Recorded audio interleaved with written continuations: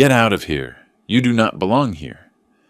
Jessica's voice rang out, sharp as a razor cutting through the wedding march. 150 guests went silent. I was there, in the middle of the grand hall covered in white flowers, looking at my new daughter-in-law in her $8,000 silk dress, her face red with anger, her mouth still trembling with pride. My son Kyle was behind her, stunned as if he had been slapped by the wind. I said nothing. I just nodded slightly, adjusted my shirt collar, and turned around, leaving behind the murmurs of the bride's relatives. I left not out of shame, but because I understood. It was time to teach the lesson I had promised my wife all my life. The lesson of gratitude, the one my son had just lost on the happiest day of his life. My name is Frank Mason. I am 58 years old. I am an electrician, the owner of a small shop on the outskirts of Chicago. All my life I have only known how to work with my hands, with wires, with the smell of sweat and sparks. No degrees, no business cards. But I raised my son, built my house, and lived off my own effort. Kyle is all I have left after losing my wife, Helen, the woman who taught me that true love is not about talking much, but doing without stopping. I still remember the last night before Helen died. She took my hand and said weakly, "Honey, no matter how high our son gets in his studies, do not let him forget these hands," I promised her.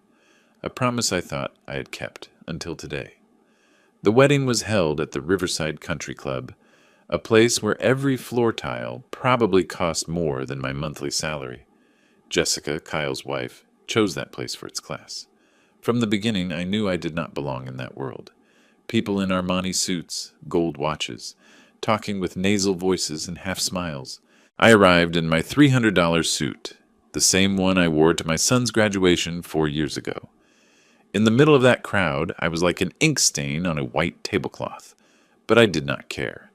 I came to see my son happy, not to impress anyone. Before the wedding, I silently paid half the party expenses because Kyle told me, "Jessica wants everything to be perfect, Dad." I nodded. In my life, I had never known perfect. I only knew how to do enough. However, in her eyes, the money I worked so hard to earn seemed to be worth nothing. When Jessica screamed, "Get out of here," I felt no anger, only a cold emptiness in my chest. I looked at my son, the one who used to follow me around the shop, the one who begged me, "Dad, I want to be an electrician like you." Now he lowered his head without daring to look at me. I turned around, walked slowly between the illuminated tables, passing through looks of pity and contempt. With every step I heard Helen's voice in my head. When a child forgets gratitude, let him learn again with the price of forgetting. I squeezed the phone in my hand, without crying, without getting angry. I just knew that, after today, not only would a wedding be canceled, but a lesson would begin. Before continuing, subscribe to the channel William's Revenge Stories, and tell us where you are listening from in the comments below. The next morning, before the sun peeked through the window, I was already awake. The old habit of an electrician. Waking up early, making a strong black coffee, and sitting down to listen to the ticking of the clock in the small house. I built this house with my own hands more than 30 years ago, brick by brick, wire by wire. Helen used to say, "The house does not need to be big, just enough to sleep in peace."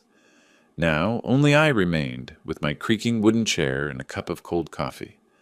I opened my phone and looked at the photo someone had sent me last night. In the photo, Jessica was laughing among her college friends, her face lit by the lights, and me, in the distance. Only the back of my gray jacket was visible. Slightly hunched, I laughed softly. Maybe that was the moment she felt the most shame. When people saw the shadow of an electrician in the crowd of tuxedos. When Helen was alive, she always believed that the world was not divided by classes, but by how people looked at each other. But it seems I was wrong to think my son believed that too. I remember clearly the first time Kyle brought Jessica home. She looked around the shop, the rolls of wire, the copper pipes, the smell of machine oil. Then she smiled. How interesting. Do you work here? No, I told her. This is the place where I support my family. She fell silent. Her smile remained polite, but her eyes were already far away, and Kyle looked at me with worried eyes. Dad, Jessica is a little different from us, but she is a good person. I nodded. I did not want to put him in an uncomfortable situation. In that moment, I only saw my son in love, and I remembered Helen's look the day I proposed to her. Full of trust. I used to think that love could bridge any gap, even between a worker and an educated person. But last night, standing in that golden hall, I understood that there are distances not measured in money, but in false pride. Jessica's family was from the intellectual world. Her parents were professors, lawyers, and her friends were all colleagues from Chicago. They spoke with words I did not understand, and it seemed they did it just to emphasize that I did not understand. When I greeted them, they smiled politely, as if talking to a driver or a waiter. I tried not to give it importance, but every look, every smile was like a small cut, slowly wounding what I have always preserved, the pride of the worker. Kyle was different. He tried to mediate. He offered me a glass of wine and whispered, "Dad, don't worry. The people here are just a little different." I looked at him and smiled sadly. "Don't worry, son. I am used to working under fluorescent lights, not chandeliers." But that night, when Jessica stood in the middle of the hall, with her face pale and her eyes cold as steel, I knew that a little different was an understatement. She was not only different, but she wanted nothing to do with the roots her husband came from. And in her eyes, I was not her father-in-law. I was a stain on her perfect wedding dress. I took a sip of cold coffee and murmured to myself, "Honey, our son's world is really big." But it seems he has forgotten the way home. That afternoon my head still hurt from the sleepless night, but the voices, the looks at the party kept echoing in my head like the hum of a leaking transformer. I do not remember who started the conversation first. I only remember the kind smile of Mrs. Miller, Jessica's mother, when she approached me while the guests moved to the main dinner. "Mr. Mason," she began with a voice as soft as wedding cake frosting, "can I steal a couple of minutes?" I got up with the intention of giving her my seat, but she gestured with her hand. "It is not necessary. I just want to say something in private. It is a bit noisy here." We went out to the hallway, where the walls were covered in oil paintings, and the light reflected in the crystal chandeliers. Mr. Miller, her husband, and their son Daniel, who worked at an investment bank, were already waiting. They all smiled at me excessively politely. I had already seen that kind of smile hundreds of times, the one people use to hide their contempt. "You must be tired," Mrs. Miller began. "There are a lot of people today. The atmosphere is a little different from usual gatherings." I smiled. "Don't worry, I am used to working among the noise of drills and the smell of welding. These bright lights are much more pleasant." She hesitated. Then she said, as if afraid of offending me, "We just thought that, after dinner, you could go rest early. The rest of the party will be quite professional. They are all friends from Jessica's university, lawyer partners, professors, and young people usually talk a lot about their professions, about laws, about politics. A bit boring for someone outside that world." I looked at them. 3 faces with the same smile. I understood their hint. "You do not belong here." I replied slowly, trying to keep a soft tone. "Well, thanks for the advice. But today is my son's wedding. I think I should stay until the bride and groom leave for their honeymoon." The smile on their faces froze like dry paint. Mrs. Miller nodded slightly, and Mr. Miller replied, "Of course, the decision is yours. We just wanted everything to go well." When they turned around, I saw Daniel's gaze go down to my old shoes, and then to my Seiko watch with the worn paint. That look said it all. I returned silently to my table, trying to smile at my old friend Mike, the painter I had invited. "Everything good, Frank?" asked Mike. I nodded, pouring myself a little more beer. "Everything good, just that. It seems there is no lack of electricity here, but it is cold to the bone." Mike's laughter died down when he realized I was not joking.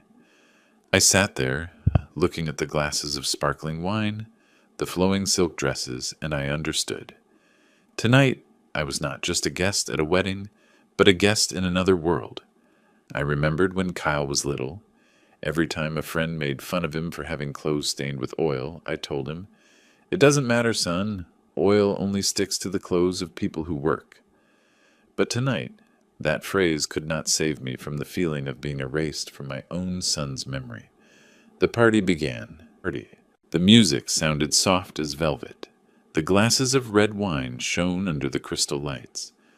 I was sitting at table 10, in a secluded corner near the window, next to Mike and Tony's couple, my former neighbors from Cicero Avenue.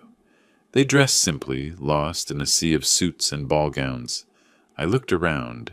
At the main table, Jessica was sitting between her parents, her face radiant as if it were her coronation. Kyle smiled beside her, somewhat forced. I could not blame him. I knew he was trying to be a bridge between two worlds, the world of workers like me and the world of power, titles and money that his wife adored. When the first course was served, Mrs. Miller raised her glass, for the happiness of the bride and groom and for a bright future. I also raised my glass, clinking it gently with Mike's. The wine tasted more bitter than usual. I heard at the next table the group of friends from Jessica's university talking about legal cases, contracts, and stocks. Occasionally they laughed, looked in my direction, whispered something, and laughed again quietly. The kind of laughter I had heard many times in bids, half mocking, half pitying. Halfway through dinner, a gray-haired man, Mr. Peterson, a longtime partner of the Miller family, approached. He shook my hand, his look somewhat inquisitive. "Are you Kyle's father?" "Yes." "Ah, the boy is very lucky. Jessica is a girl with a bright future." He said lucky with the tone people usually use to talk about someone who has just won the lottery. I just smiled, but inside I felt a slight crack, like a light bulb burning out. With the main course, the atmosphere in the hall became even stranger. Jessica leaned toward Mrs. Peterson and said, loud enough for me to hear, "Kyle is very lucky to have the support of his family. His father is a good person. He is just from another world." "Another world?" asked Mrs. Peterson, raising an eyebrow. "He is a manual worker, you know, but very dedicated. I always respect people like him." I heard every word, every syllable chosen with the precision of a scalpel. People like him. Not like us, but like them. I looked at my son. He heard, but pretended he didn't. Surely he hoped I hadn't heard. I took a sip of beer slowly. In that moment I remembered Helen. She used to say, "If people judge you for your work, let them burn in their own pride." But today that fire burned no one but me. When the music started playing, Kyle invited Jessica to dance. The two smiled radiantly under the lights. I stayed seated, watching my son spin with the woman he believed was the love of his life. But in her eyes I saw a different look, that of someone planning to erase a part of the past. And I understood that tonight was not just a wedding party. It was a farewell between a father and a son, between two worlds that only shared a last name. Halfway through the party, I got up and went out to the terrace to get some air. The yellow light filtered through the glass, reflecting my image, a man in a worn suit, slightly hunched back, the lost look in the middle of a gala night. The laughter, the clinking of glasses, and the jazz music came from behind like a strange wind. Just as I was about to take out a cigarette, I heard Jessica's voice from the door. She was talking to Mr. Peterson with the same sweet smile, but every word was sharp as a piece of glass. "Yes, sure, Kyle's father is a good person. He is independent, hard-working, but a little different from us. Not everyone is used to the circle of lawyers, you know." "Ah, I understand," replied Mr. Peterson with a somewhat sympathetic tone. "Anyway, manual labor is also valuable." Jessica laughed softly. "Yes, of course, as long as they don't forget their limits." I do not remember how long I stood there. I just felt the night wind freezing my chest. "Limits," she said. "The limit between those who have a degree and those who only have their hands. I looked at my hands, the thick calluses, the nails with a little metal dust. I used to be proud of them because they had supported my family for 30 years. But tonight, those hands became a symbol of inferiority. I returned to the table. Kyle was talking to his friends with a forced smile. I sat down, trying to find his gaze, but he looked away, pretending to be busy with his phone. I understood. He was afraid of feeling shame, afraid that his friends would know that his father was not a lawyer or a professor, but just a common electrician. Suddenly the music stopped. The master of ceremonies invited the bride and groom to give a speech. Jessica went up on stage and took the microphone. She spoke of love, of dreams, of the effort to overcome differences in life. Everyone applauded loudly, but I heard the double meaning behind every word. Differences in life. She was talking about me. When the lights pointed directly at the stage, I saw Kyle's eyes. He was not looking at me, but at the floor. For an instant, I realized I had lost the son I thought would carry the name Mason with pride. Mrs. Miller, sitting at a nearby table, turned to her husband and whispered, "I worry that Mr. Mason feels out of place." He shrugged. "Well, but he will get used to it. People like him don't usually stay late at parties." I drank my beer in one gulp. It burned my throat. People like him. That phrase stuck deeper than a knife. Suddenly I thought of Helen. She believed that people would see the true value of a person if they lived with decency. But Helen, it seems the world has changed. Now people do not care how you live, only what you wear, at which table you sit, and which of their languages you speak. I stood up, adjusting my tie. Only one thought in my head. If I stayed longer, I would do something I would regret. I went out to the terrace. I took a deep breath, and at that moment, Jessica's voice sounded behind me. "Mr. Mason, we need to talk." I turned around. Her look no longer had that false courtesy. She was ready for what was coming, and so was I, that night, right before the real storm began. She took me to the rooftop. The moonlight spilled over the artificial lake behind the restaurant. The water shone as if covered in silver. The music from inside could still be heard, mixed with happy laughter, as if no one noticed that a father was being erased from his own son's party. Jessica stood tall, her hands clasped in front of her chest. Her voice was as fluid as someone speaking before a court. "Mr. Mason, I think it is time for you to go rest. You already saw the ceremony, took photos, had dinner. The rest is just dancing and conversations between colleagues." I looked her straight in the eyes with a voice still calm. "And I just want to stay to see my son smile for a few more minutes. It is the only thing I came for." "I understand," she said, her smile fading, "but this is a very important event for us. Kyle is entering a different world, and I don't want anything to hinder that step." "Are you referring to me?" I asked slowly. Jessica was silent for a moment. Then she nodded. "Yes, you are his father, and I respect you. But we are different. I don't want my colleagues to think I come from a lower class." I laughed softly, quietly. "A lower class? I didn't know there was a law dictating that electricity must flow from the rich to the poor." She frowned. "Do not misunderstand my words. You can be proud of your work, but please understand, tonight is not about you. It is about us, people who are building a future, people with education, with a position." "With a position," I repeated, looking at the bright lights of the hall in the distance. "So according to you, is your husband's father a wrinkle in the perfect wedding photo?" Jessica bit her lip, trying to keep her voice down but without hiding her disdain. "Frank, I don't want things to get awkward. Just leave early. People will understand. They will say you were tired. It is the best way for everything to run smoothly." I stared at her for a long time. Behind the flawless makeup, I clearly saw a girl terrified that it would be discovered she did not belong to the world she was trying to enter. But instead of fighting with her character, she chose to trample on others to climb one more rung. I did not move. "I'm not tired, Jessica. I'm here because I paid for this party with almost a year of work. And if you are ashamed of that, then you should be ashamed of yourself." Her face turned red. Her eyes flashed with anger. "Do you really not understand what I am telling you?" "Of course I do." "You're telling me to get out." She gritted her teeth. "Yes. If you want to hear it directly, get out of here. You're embarrassing me in front of everyone." Her voice echoed through the glass doors, and in that instant, the music in the hall seemed to stop too. I turned around and saw Kyle standing a few steps away, his face without a drop of blood. "Jessica," he stammered. "What are you saying?" "I'm saying the truth," she shouted. "I don't want your father to ruin our night."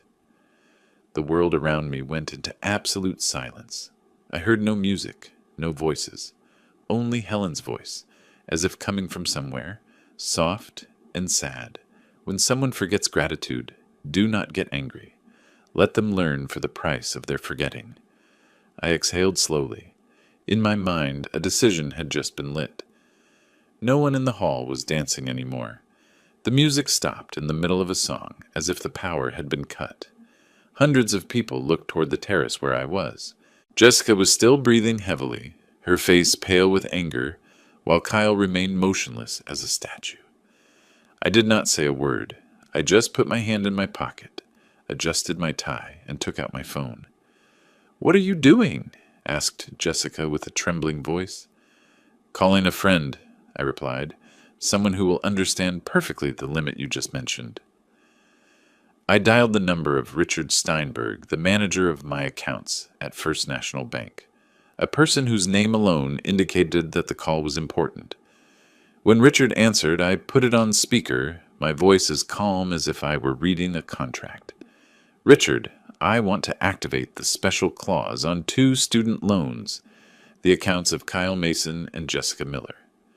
The whole terrace went silent. Jessica frowned.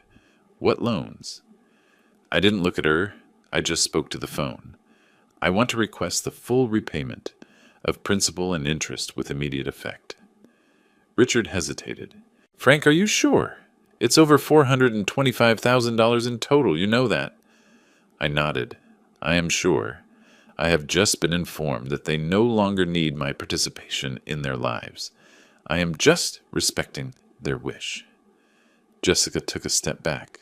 "You're lying. I never asked you for borrowed money." I turned to her, the light reflecting in my eyes like fire. "No? Then who do you think paid for your 3 years of law at Northwestern at $82,000 a year? Who paid for the bar exam prep course, the laptop, the apartment near the university, and the car you drive?" Her lips trembled. I thought my parents—" "Your parents paid $15,000 a year. The rest, $47,000 a year. It was me." Kyle approached with a broken voice. "Dad, is it true that you also paid for me?" I nodded. $3,400 every month. For 3 years, without missing a single payment. I held up the phone to show them the transfer history. Every line was clear. September 15th, 2021. Transfer $7,600 USD. October 15th, 2021. Transfer $7,600 USD. November 15th, 2021. Transfer $7,600 USD. Jessica stammered. "It can't be." "I didn't know." "Of course you didn't know," I interrupted her. "Because you never asked. People don't ask where the money comes from when they think they deserve it." No one breathed. The guests inside were now crowding with phones in hand, flashes blinking. I heard some whispers. "Is it the father-in-law? Do they owe him money?" I hung up. I put the phone in my pocket and said quietly, "Starting now, you and your husband have 30 days to pay. If you consider me a stain, then clean it with your own money." Jessica stepped back completely.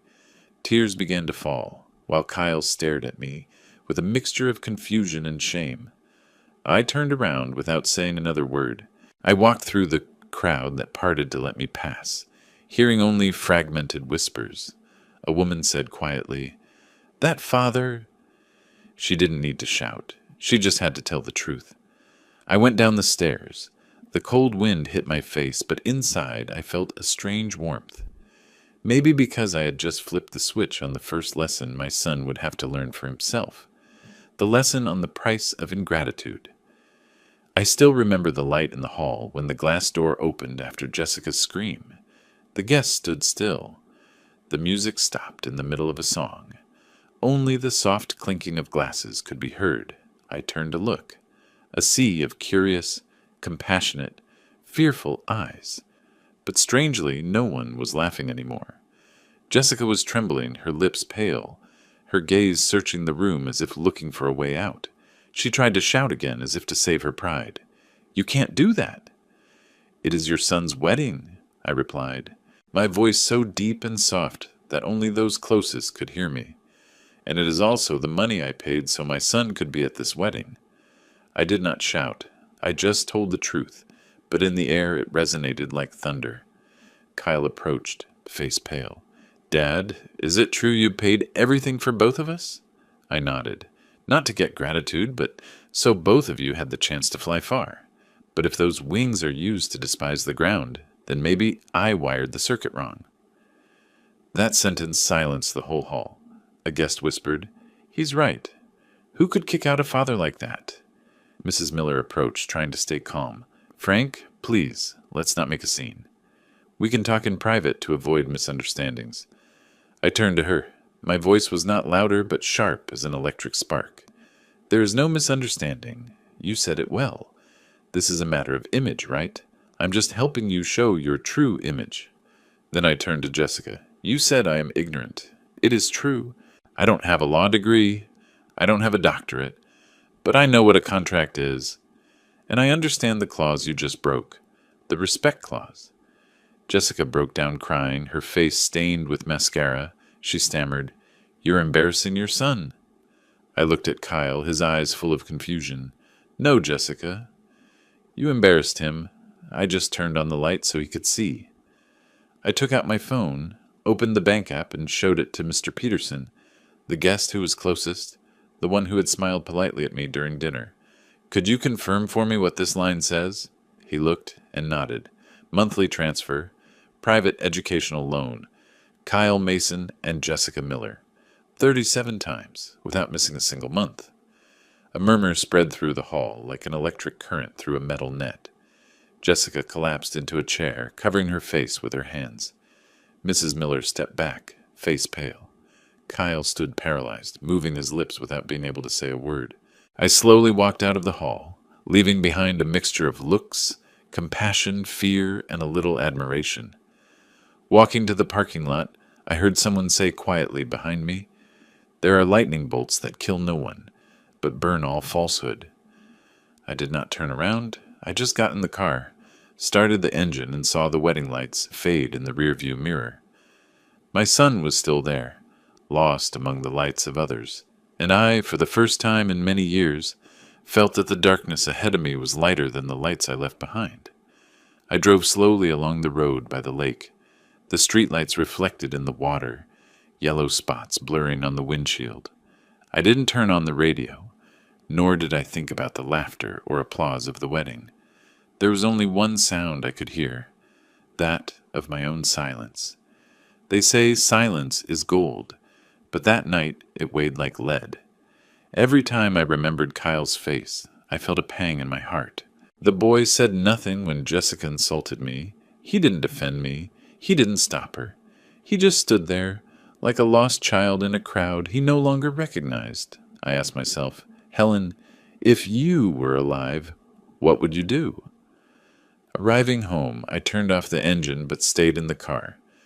The small house was dark. Only the light of the porch illuminated our faded wedding photo.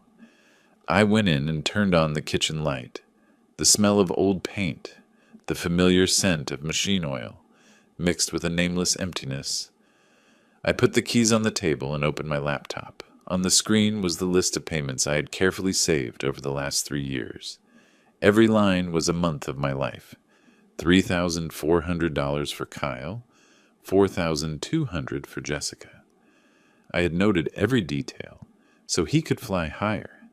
Now, looking at it, every number felt like a cut on the palm of my hand.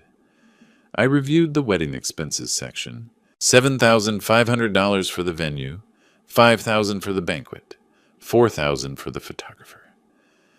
I remember when signing the contract, the manager asked, "Do you want your name to appear on the invoice?" I shook my head. "It is not necessary. Just put family of the groom." And now the family of the groom was expelled from their own party. I opened a drawer and took out the bottle of bourbon Helen had bought before dying. She told me, "Save it. Drink it when our son graduates from college." I did exactly that, only I didn't expect that after college, my son would also graduate in the lesson of ingratitude. I poured myself a small glass, sipping it. My throat burned, but my heart remained cold.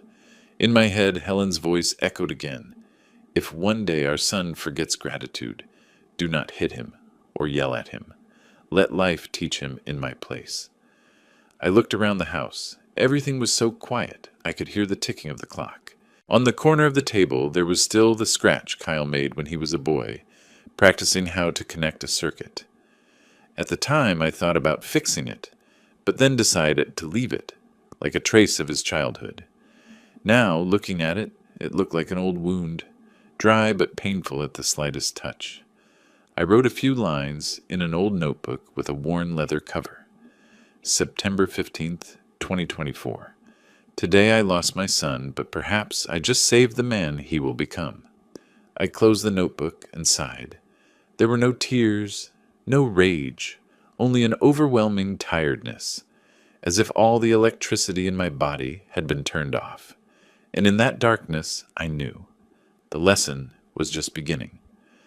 The next morning, sunlight sneaked through the curtains, but the house remained cold. I made coffee and sat at the kitchen table, the same place where for more than 10 years Kyle and I had breakfast every day before he went to school. On the wall still hung his college graduation photo, blue gown, radiant smile, and me behind with my hand on his shoulder. Now, looking at it, I saw in my eyes back then a lifetime of trust. I stared so long that the coffee got cold. Outside, cars passed noisily, but inside the house, everything remained in a deathly silence. I opened the laptop again, this time not to see the bills, but to face the truth. I had exchanged so many years of my life for what others call social status. Maybe I was wrong to believe that if I tried my hardest, my son would not forget his roots. In the folder, Kyle's future, I had saved everything, from the tuition contract, the rent bills, to the receipts for textbooks. I was so careful not to claim it, but to remind myself, I am useful. I am still helping my son move forward. But now every number on the screen felt like a stab. I opened another file. Helen JPG, a photo of my wife taken in the shop the day Kyle was accepted into college. She was wearing a blue jacket stained with paint, a cup of coffee in her hand, and a kind smile. I remember perfectly what she said that day. "Honey, we did it. Our son will have a different life." I also smiled, without imagining that that different life would be a place where he would treat us like strangers. Suddenly the phone vibrated. The screen showed Kyle's name. I hesitated a few seconds and then answered. His voice was hoarse and trembling. "Dad, I'm sorry, Jessica." "She is in a panic. The press won't stop calling. Someone recorded a video last night and uploaded it to the internet. The whole party saw everything." I said nothing, just listened to his ragged breathing. "She is afraid of losing her job, Dad. Afraid that they will cancel her contract at the law firm. She is crying. Her mom is trying to comfort her." I closed my eyes, my voice calm. "Kyle, I just ask you one thing. When your wife said I was ignorant, that I didn't deserve to be at her party, where were you?" There was silence on the other end of the line. I heard him take a deep breath and then whisper, I just wanted to avoid a bigger problem." "Does that mean you chose to stay silent?" "I didn't know what to do." "You didn't know, or were you ashamed of me?" That question made the air become dense. After a long while, he said quietly, "Dad, I was wrong. I didn't know she would say those things," I replied. "The mistake wasn't that you didn't stop her, but that you forgot who brought you to where you are today." I heard his muffled sobs. But instead of anger, I only felt tiredness. Kyle, don't apologize. Let life teach you, as your mother asked me. Those bills are now the lesson, and every lesson has a price. I hung up, put the phone on the table, and looked toward the backyard. In that place, years ago, Helen and I taught Kyle to fly a kite. Now, only the wind blew through the old string, whispering like a reminder. What flies too high and forgets its roots, sooner or later, snaps the string. That noon, while reviewing some electrical repair contracts in the shop, my phone wouldn't stop vibrating. Messages, calls, social media notifications arrived in an avalanche, as if someone had flipped a switch for the whole world to see my family's business. On the screen was a short video, Jessica screaming, "Get out of here!" in the middle of the wedding, followed by the scene of my call, my calm voice talking about $425,000 and an immediate payment clause. Hundreds of comments, shared thousands of times. Someone gave it a headline, "Bride kicks father-in-law out of party, not knowing he paid for her law degree." I didn't know whether to laugh or sigh.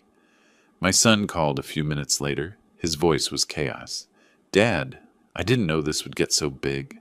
The newspapers, the radio, everyone is talking about this." Jessica's in a panic, hiding in her room. "Maybe she should stay there and think," I replied with a deep voice.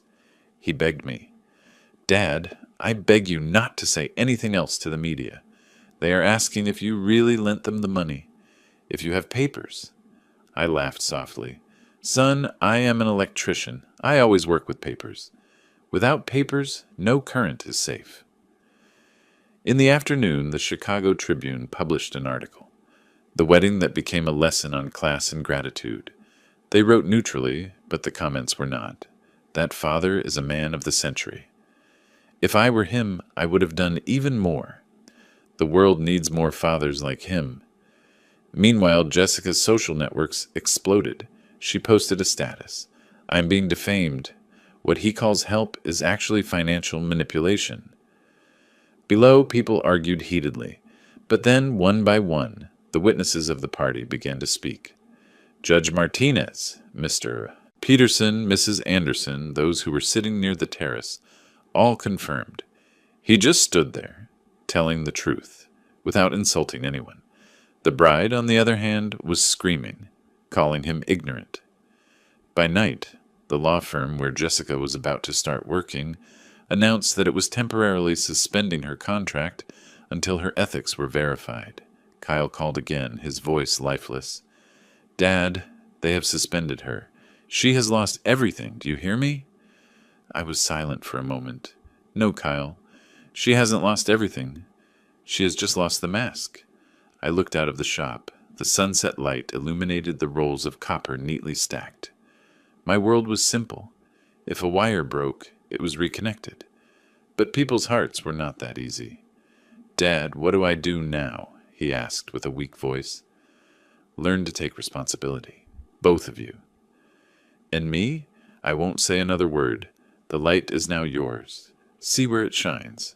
I hung up. I sat at my desk. Outside the shop, the sunset fell like a current, fading into the darkness. But somewhere, I knew. The lesson I had started last night was still running, constant, like an underground circuit, impossible to cut. The next morning I woke up later than usual, not from fatigue, but because the house was suddenly too quiet, the silence of someone who no longer needs to prove anything. I poured myself coffee, turned on the TV, and, as expected, our story was on all the news. On the local channel, an anchor was reading, "The video of the bride who kicked out her father-in-law, who paid for both of their studies, has gone viral with more than 2 million views." Then they repeated the scene where I turned around and left the party. I saw my image on the screen, the slightly hunched back, the slow steps, but the calm look, without resentment, without boasting. Someone commented in the small box on the screen, "That is not revenge, it is dignity." The phone rang again. It was Richard Steinberg, my bank manager. "Frank, I just want you to know that now my whole office is talking about you. And one more thing. What you did is completely legal. They have no way to sue you. I started laughing. Richard, I didn't do it to win a lawsuit. I just wanted them to understand the value of $1 the moment they spend it without knowing who sweated for it.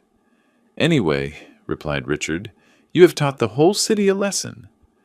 I hung up and looked toward the backyard. Kyle's old oak tree was still there, where I once hung a tire swing for him. So many years have passed, and the rope is still strong, despite the rain and wind. But the bond between father and son in a single night had almost broken. At noon, Kyle called again. His voice was hoarse. Dad, everyone at Jessica's old firm is talking. Some say she is a liar. Others call you a tyrant. She can't stand it. She is thinking of suing you. I sighed. If she wants to sue, let her do it. But let her remember what I have in my hands. A contract, a signature, and my honor. He remained silent and then said quietly, Dad, I really didn't know this would go so far. Everything is breaking. No, son, I said softly. Only what is fake breaks. What is true remains. That afternoon, a neighbor came by and brought me the printed newspaper. On the cover, there was a photo of me leaving the country club, with the headline, The Father Who Taught His Daughter-in-Law a Lesson in Gratitude. Below, the columnist commented, In today's society where titles are valued over character, perhaps we need more people like Frank Mason to remind us that knowledge is not wisdom and that money cannot buy respect. I folded the newspaper and smiled to myself, not out of pride, but because I remembered Helen. If she were alive, she would probably say, See? Sometimes you just need to keep quiet at the right moment for everyone to hear you. I took a sip of coffee, watching the sunlight enter through the window. The small house suddenly felt brighter. Not because the day was prettier, but because I knew that some shadows only dissipate when the light of truth is turned on. That afternoon, the city seemed to know my story. In every coffee shop I passed, people commented, That electrician did the right thing. Some even nodded. Sometimes the most expensive lesson is the price one has to pay for oneself. But among the support, there were also other voices. Some young people wrote on the internet, He went too far. He used money to humiliate others. I read it and just smiled. Every generation needs to touch a socket to understand how strong electricity is. At night, while tidying up the shop, Judge Maria Martinez called. Her voice was grave and serene. Frank, I witnessed everything that happened that day. The press can edit, but I don't forget. If Miss Jessica or anyone else tries to sue you, I will testify in your favor. I laughed softly. Thank you, ma'am. But I don't want to turn this into a legal battle. I just want my son to understand what college doesn't teach. Respect is never free. Still, she said, you should prepare. She is looking for a lawyer. Indeed, not long after, Richard Steinberg sent me a copy of a legal document. In it, Jessica's lawyer accused me of financial coercion and exploiting my family position to manipulate. I read every line carefully and then laughed.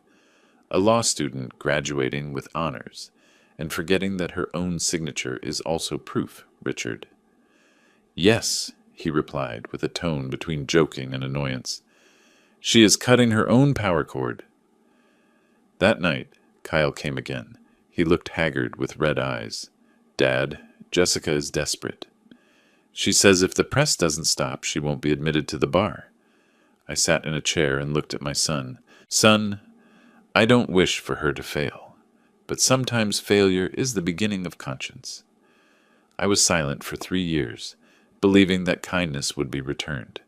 Now I know silence also has its price. He lowered his head and said quietly, Dad, I was wrong. I let others decide what class you belong to. I patted him on the shoulder, as soft as touching a thin wire. You were wrong, but a broken wire can be rejoined. The question is if you are willing to scrape off the burn to reconnect it. When Kyle left, I looked toward the shop door. Outside, it began to rain. Drops drumming on the tin roof. I sat in silence, listening to the sound of rain mixing with the metallic pounding in my heart. Helen used to say, The rain does not distinguish between roofs, but only those who know how to cover themselves do not get wet. I sighed. Maybe now the rain was cleaning what remained of falsehood. Tomorrow, if Jessica really wanted a confrontation, I would not be afraid, because justice is better late than never. 2 days later, on a foggy morning, a car stopped in front of my house. I looked out the window and saw Kyle get out first, and then Jessica. She wore a gray coat, hair tied up in a hurry, face pale and eyes red, as if she had cried all night. There was no trace of the proud bride from that day, only a young woman trembling with fear and shame. I opened the door. I said nothing. I just gestured for them to come in. They sat at the kitchen table, where Helen used to make breakfast. The air was thick. The ticking of the wall clock could be heard with every second. Jessica spoke first with a trembling voice. "Mr. Mason, I know I was wrong, but all this has gotten out of control. I have lost my job. The firm withdrew the contract. The press won't leave me alone. Please, stop." I looked at her. My eyes no longer showed anger, only tiredness.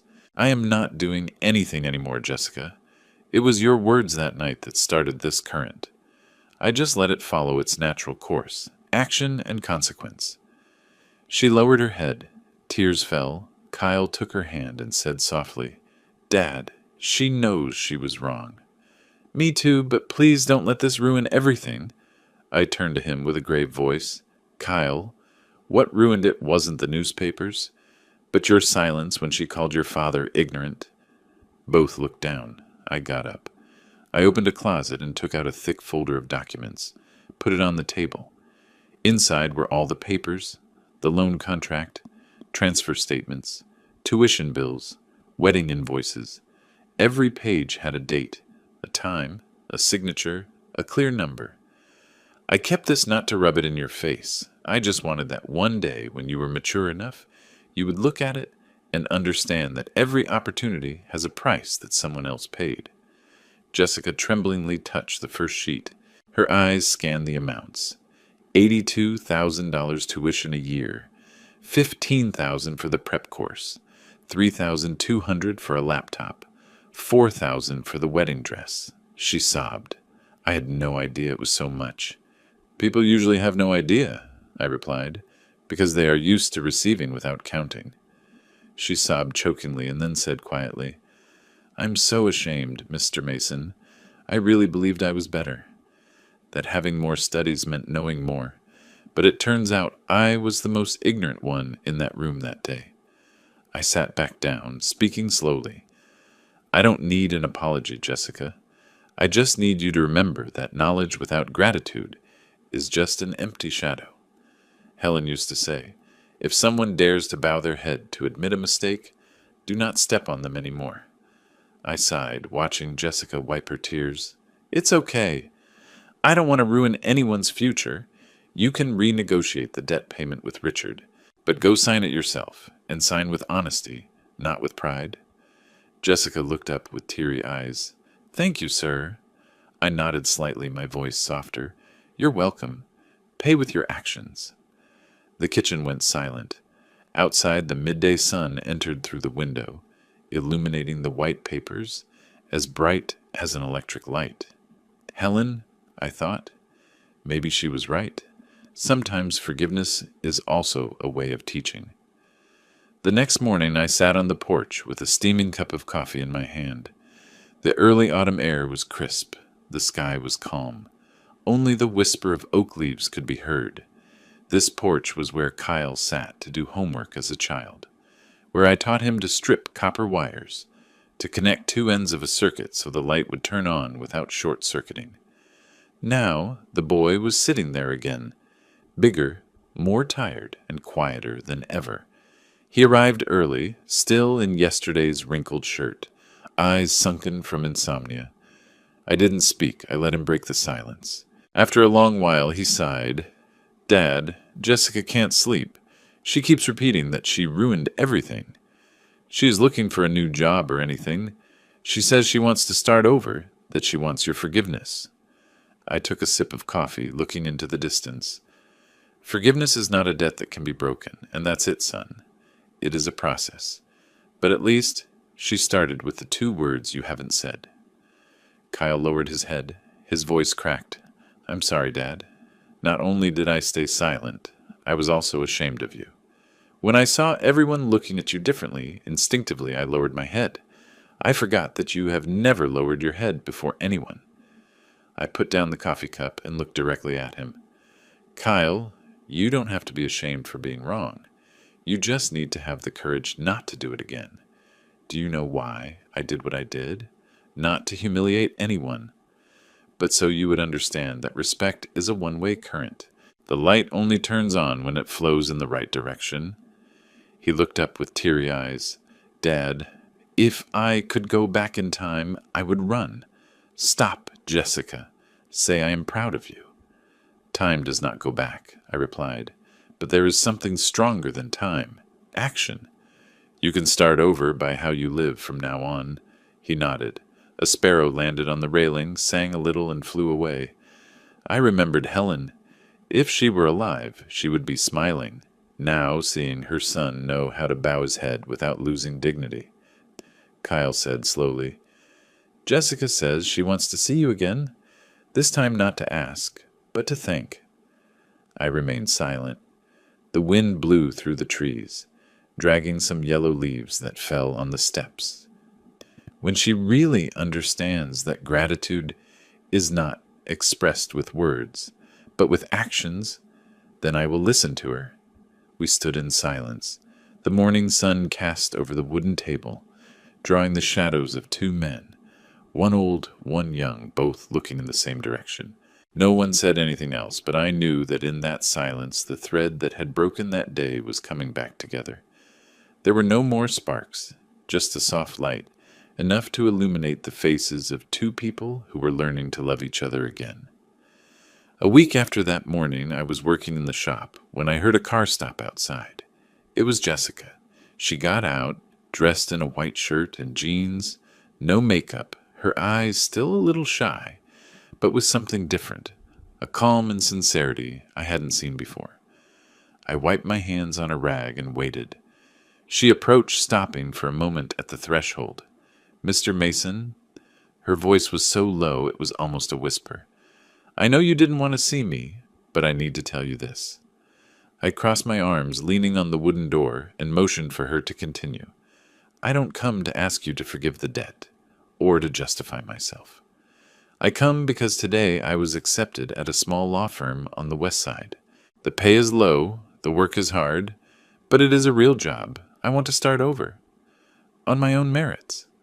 I looked at her in silence. She continued. On my first day there, I met people I would never have paid attention to before. Plumbers, drivers, a single mother seeking help at the center to resolve a mortgage debt. I realized that all this time I talked about justice, without understanding that justice starts in the heart. I saw hands like yours, and I was ashamed of having despised them. Her voice trembled, tears fell, but without weakness. Mr. Mason, thank you for giving me the lesson that law school didn't teach me. I nodded slightly still without speaking. She slowly took an envelope out of her purse. This is the first payment, $2,100. I wanted to give it to you in person, not through the bank. Not to prove anything, but to say I accept my responsibility. I looked at the envelope in her hand. The bills weren't many, but I saw it clearly. This time they didn't buy presumption, but redeemed self-esteem. I didn't accept it immediately. Jessica, I don't need you to pay fast. I need you to pay correctly, according to your ability and the person you are learning to become. She nodded, smiling slightly through tears. I understand. Before leaving, she stopped and said quietly, Kyle says he still keeps Mrs. Helen's photo in the shop. She would be very proud of you. I sighed softly. If you really believe that, then don't waste this lesson. Let others see you change. That is the only way for Helen to be proud. Jessica bowed her head in farewell and headed to her car. I watched her walk away, her silhouette disappearing among the trees. On my desk, sunlight entered through the window and illuminated an old pair of pliers, reflecting a small but clear light. I touched it and smiled slightly. Not for having won, but because I understood that the most powerful thing in the world is not electric current, but gratitude that has been ignited. The following days passed in silence. I returned to my routine in the shop. Wires, switches, the smell of hot metal, the hum of drills. But something in me had changed. Every morning, opening the door, I no longer felt that heaviness. Maybe because finally the current had flowed back in the right direction, from pain to forgiveness. One afternoon, Kyle came with a paper bag. "Dad, Jessica asked me to give you this." I opened it and saw inside a photo printed in large format. It was a wedding photo, but not the one from the country club. This one was taken in a small church, with natural light, simple, and in the bottom corner, a handwritten note. "Thank you for giving us the chance to learn to be people again." Below were both signatures. I looked at it for a long time. There were no longer luxurious wedding dresses or ostentatious smiles. Only two real faces, simple, a little trembling but warm. I nodded slightly. This time they do know how to look directly at the camera. I said, half jokingly, half seriously. Kyle sat down, his voice grave. "Dad, I want to thank you, not just for the money or for forgiving Jessica, but for teaching me what it is to be a real man. Before I thought a strong man was someone successful, with degrees, with money, but you taught me that being strong is choosing the right thing, even if you have to be alone." I remained silent, pouring more coffee, the aroma filling the kitchen like in the old times with Helen. "Kyle, you know one thing?" I said, my voice grave but warm. "I don't need anyone to tell me if I am right or not. I just need to know that you have understood. That is enough." He smiled with slightly red eyes. "I understand, Dad. I won't let my son grow up without knowing who his grandfather is." I looked toward the porch where the afternoon sun filtered through the old oak. That sentence moved me. Maybe wounds only truly heal when one thinks of the next generation. Before leaving, Kyle stopped at the door and turned. "Oh, and one more thing. She said that this month she will continue sending the payment on time, but not out of fear of debt, but because she wants to keep her promise." I smiled. "Good. Once people learn to keep their word, they also learn to live with decency." After he left, I stayed on the porch. The wind brought a slight smell of burnt wood from the nearby workshops. I watched the sky darken and told myself, "Helen, do you see?" The tree we planted was whipped by the wind, but it didn't break. Now new leaves are coming out. And for the first time in many months, I allowed myself to smile for real. Not for having won, not for revenge, but because I felt that the past had finally reconciled with the present. 6 months passed since that night at the country club. Spring had arrived. The oak in front of the house had new shoots, as green as if it had never known a storm. I kept working regularly in the shop, getting some important contracts. The laughter of the young apprentices made the space feel less empty, and sometimes during the break they mentioned the story of the electrician who taught his daughter-in-law a lesson as an anecdote. I just smiled, neither denying nor boasting. Life is long enough for whoever wants to understand. One afternoon, while tidying my desk, Kyle called. His voice was soft, but radiant.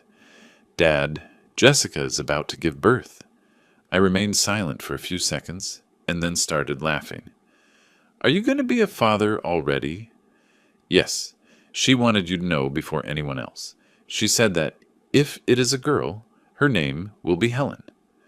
I squeezed the phone, unable to say a word. Outside, the wind blew through the trees. The scent of lavender from the backyard entered softly. A new cycle of life was about to begin, as smooth as a closed circuit. "Kyle, when you hold that baby, you will understand why I did all this. When you love a child, you know that parents don't need to be thanked immediately, just that their children don't forget them." He was silent for a moment, his voice broken. "Dad, I won't let my daughter forget her roots. I promise." A few weeks later, I went to the hospital. Jessica was in bed, her face tired but radiant. In her arms she held a tiny baby, wrapped in a white blanket. When she saw me, she nodded slightly.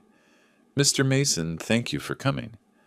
I don't know how to thank you enough, but I hope little Helen grows up loving her grandfather's hands." I sat down and gently touched the baby's little hand. Her skin was soft, warm, and so fragile it made my heart tremble. I saw Helen's image in each of her features: the slightly curved eyes, the fair skin, the soft and weak breathing like a new promise. "Hello, little one," I said very quietly. "Welcome to this world. I hope you grow up appreciating the simplest things: a hug, a pair of hands, and gratitude." Jessica broke down crying, and Kyle, by her side, put a hand on my shoulder. "Dad, everything will be different from now on, I promise." I nodded. Tears fell without me trying to hide them. In that moment, I saw Helen, not in a photo, but as if she were there, smiling, with her tender look. Leaving the hospital, the sunset covered the road. I stopped the car to the side and watched the sun sink behind the distant buildings. There are lessons that do not need to be repeated, only continued, I thought. And in my heart, I knew that the light at the end of the day was not that of the sun, but that of forgiveness. That summer, my life remained the same. I opened the shop in the morning, closed it in the afternoon, and on weekends visited little Helen. The baby grew faster than I imagined. Her pink skin, her eyes open with a curiosity that seemed to question the whole world. Every time I held her in my arms, I felt my heart lighten. The cold and darkness I had felt for so many months seemed to dissolve with the warm breath of the baby. One afternoon, Kyle arrived at the shop, with his shirt stained with paint and a bill in his hand. "Dad, this is this month's payment. Jessica said that even if things are difficult, she wants to keep paying for herself. She is working overtime at the Community Legal Assistance Center, and I am doing consulting for some small constructions." "We are." "Good, Dad." I smiled. "I'm glad you're well. Don't rush to pay. This debt is not paid with money, but by living correctly." He nodded, looking around the shop. "Can I help with anything?" "Yes, you can," I said, handing him a pair of pliers. "Help me check this old wiring, to see if there is any broken circuit." We worked together, without talking much. The creaking of copper wires, the sound of a nail falling, the wind sneaking through the window. I looked at Kyle's hand holding the screwdriver, a small scratch on the thumb, the wound of work, something he had forgotten. I laughed. "Do you know how to use the pliers yet?" He smiled and replied, "Relax, Dad. I still remember. It turns out connecting wires is like connecting people. You have to scrape off the burnt part before you can solder again." I patted him on the shoulder, my gaze warmer than the midday sun. "Exactly. But remember, don't let the current always flow in one direction. Forgiveness also needs to return, so everything lights up equally." That afternoon just stopped by with the baby.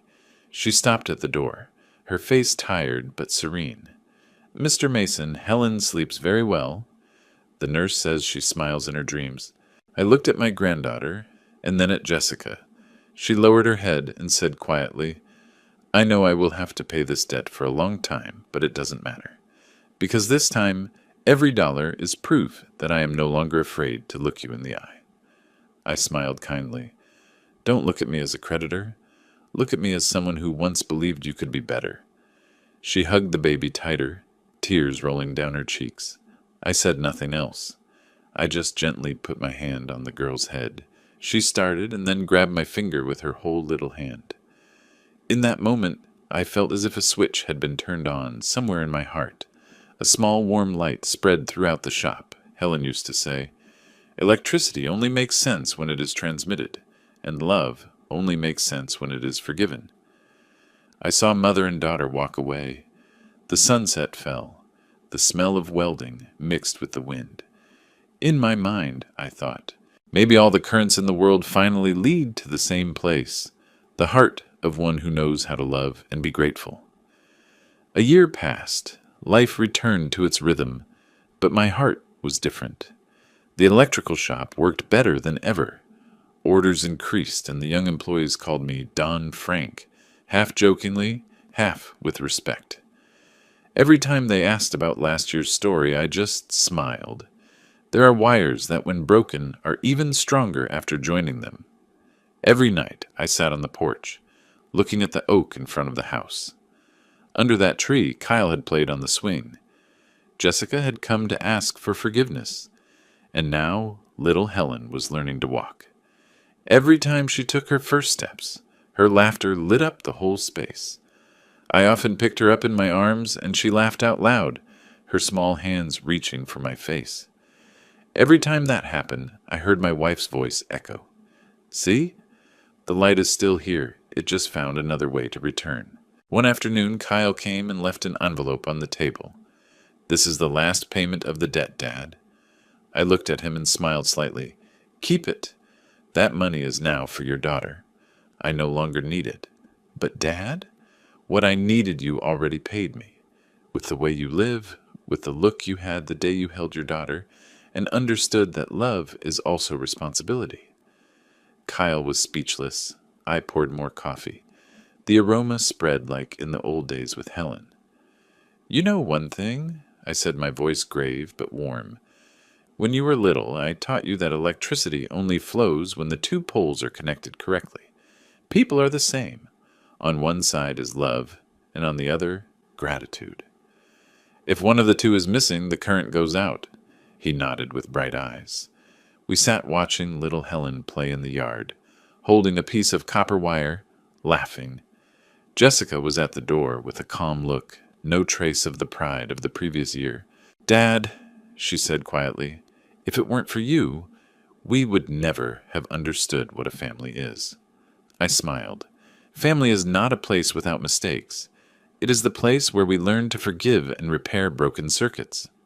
The sunset fell, the light touched the electric cables hanging on the wall, shining like memories. I looked at my hands, calloused, tanned by the sun, but as firm as always. Helen, I thought in silence, the lesson you entrusted to me has been taught. I took my granddaughter in my arms. She stretched her hands to grab the collar of my shirt, smiling radiantly. I said quietly, as if speaking to myself, Grandpa doesn't give second chances. He only gives chances that have been earned. And you, little one, remember, the light is only truly beautiful when it is turned on from the heart. The sky darkened. I turned on the porch light, a yellow light covering the old roof. The small house lit up in the night, warm and quiet. A cycle had closed. Not with a thunder, but with the light of forgiveness and gratitude. If this story has captivated you, like the video, subscribe to the channel, and share your thoughts in the comments. To hear the next story, click on the box to the left of the screen. Thanks for watching.